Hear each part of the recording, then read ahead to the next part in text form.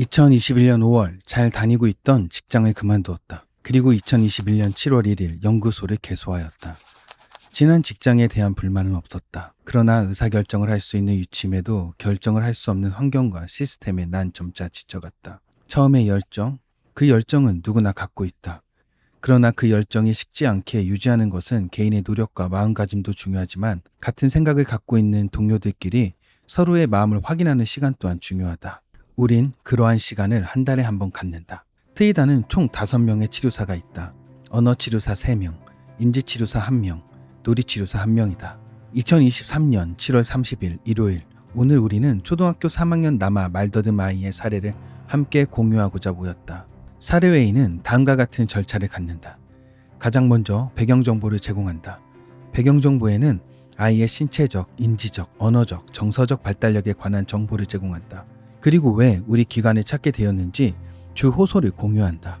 우리 사례회의의 대상자의 배경정보는 다음과 같다. 대상자의 이름은 Y, 현재 8세 7개월의 남아이다. 초등학교 3학년이며 가족관계는 일남 일녀 중 첫째이다. 출산 시 조기 양막 파열로 인하여 27주에 태어났으며 아프가 점수가 나쁨이었다고 모가 보고하였다. 생후 3주경 괴사성 장염으로 장 절체술을 받았으며 섬액으로 인해 인공호흡기를 2달간 사용하였다고 한다. 전반적 발달장애 진단을 받았으며 지능은 경계선이라고 보고하였다. 모의 보고에 의하면 6세경 말더듬을 처음 발견했다고 한다.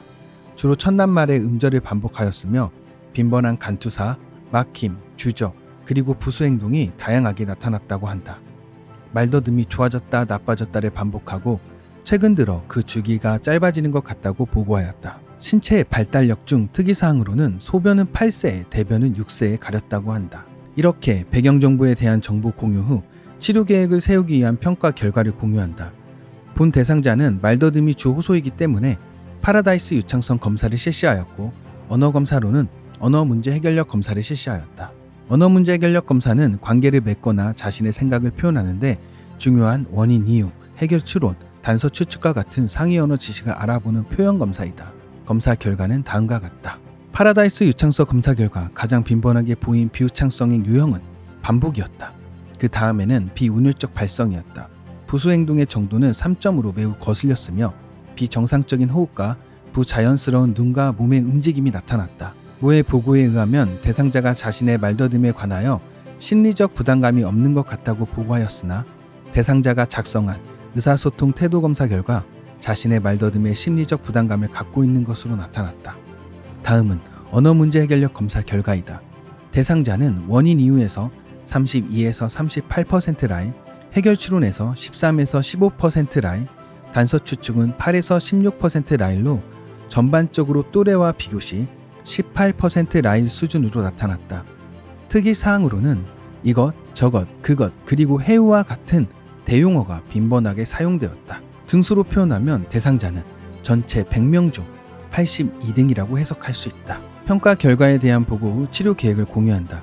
우리의 치료 계획 보고는 결과에 도달하기 위한 과정을 중요시한다. 그리고 그 과정에 관하여 합리적인 비판 혹은 대안을 함께 제시한다. 이번 우리의 회의에서 깊게 생각해 본 것은 유창성 치료의 의사소통 분위기에 관한 고찰이었다. 오랜 기간 말을 더듬었던 어린 대상자의 경우 자신이 말을 더듬는다는 것을 대부분 알고 있다. 아이는 치료실에서 최대한 말을 더듬지 않기 위해 노력을 하고 있을 것이다. 대부분의 말더듬이 그러하듯 스트레스가 가중되는 상황과 장소에서 더 많이 말더듬이 발생한다. 그럼 치료실은 어떠할까? 치료실에 있는 것만으로도 아이의 말소리가 붕괴될 가능성이 높다. 왜냐하면 항상 지시를 내리고 그 지시에 따라 평가를 받는 곳이라는 경험 때문이다. 그러면 어떻게 해야 할까? 말하고 싶은 분위기를 조성해줘야 한다. 이곳에서는 내가 말을 더듬는 모습에 지적하지 않고 내가 무엇을 말하려고 하는지가 더 중요한 것 같아. 이때 동안 내가 말을 더듬을 때마다 사람들은 말로는 괜찮다고 했지만 표정은 전혀 그렇지 않았어. 그러나 이곳은 그렇지 않아. 오랜 기간 말을 더듬었던 대상자들에게 의사소통 분위기는 자유롭게 자신의 생각을 전하고 싶은 동기를 갖게 해주는 가장 강력한 강화제가 될 것이다. 두 번째로 우리는 중재 방법에 관하여 의견을 나누었다. 우리의 역할은 치료를 하는 사람이다. 따라서 높은 전문성이 요구된다. 전문성이 결여된 치료사는 대상자의 시간을 낭비할 가능성이 매우 높다. 그렇기 때문에 치료사의 전문성이 가장 높은 자질로 요구된다. 혹자는 전문성보다 따뜻한 마음이라고 이야기할 수 있다. 대상자를 위한 배려와 존중은 당연시되는 기본 전제 조건일 뿐이다. 그 기본이 되어 있지 않은 치료사는 우리 트이다에서 함께 하지 않을 것이다. 자, 여러분이라면 치료의 시작을 무엇으로 하겠는가? 기억하는가? 우리가 지금 사례회의를 하고 있는 대상자는 오랜 기간 말을 더듬어온 어린 대상자이다. 이 대상자들의 치료 목표는 자신의 말소리를 조절할 수 있다는 믿음과 경험이다. 그러한 믿음과 경험은 누가 만들어줄까? 그건 바로 치료사이다. 그러려면 치료사가 자신의 말소리를 조절할 수 있어야 한다. 유튜브에서 일반적인 인터뷰 영상을 하나 실행해보자. 그리고 그 영상의 재생 속도를 0.5배속으로 하고 영상 속 인물의 말을 0.5배속으로 따라해보자. 어떤가?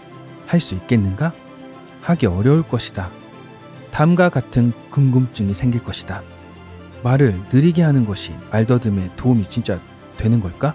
유창성 장애에 관한 지식이 있는 전문가라면 다음의 질문에 스스로 대답할 수 있어야 한다. 만약 이 질문에 대답하지 못한다면 유창성 치료에 실패할 확률이 높아진다. 우리 트이다의 치료사는 위의 질문에 다음과 같이 대답했다. 말은 어떻게 만들어지는가? 말을 하기 위해서는 조달된 공기를 성문을 통과시키면서 보낸다. 성문은 여러분의 목에 있다. 문은 하나의 문이 아니라 두 개의 문으로 되어 있다. 그 두 개의 문이 동시에 잘 닫히고 열릴 때 안정된 음성이 나온다. 그런데 그 문을 열고 닫을 때 하나는 팍팍하게 닫히고 하나는 제대로 닫힌다면 불여붕이 일어날 것이다.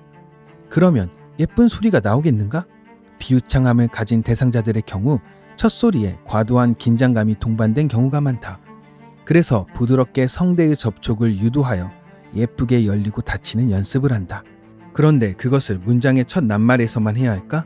아니면 문장 전체의 말 속도를 조절할 수 있어야 할까? 당연히 문장 전체를 조절할 수 있어야 한다. 무엇인가를 조절할 수 있다는 것은 올바른 동작을 계속 유지할 수 있는 힘을 배운다는 것이다. 그리고 그러한 유지가 숙달될 때 우리는 일반화가 되었다라고 표현한다. 그렇기 때문에 치료사는 말속도 조절을 할 수 있어야 한다.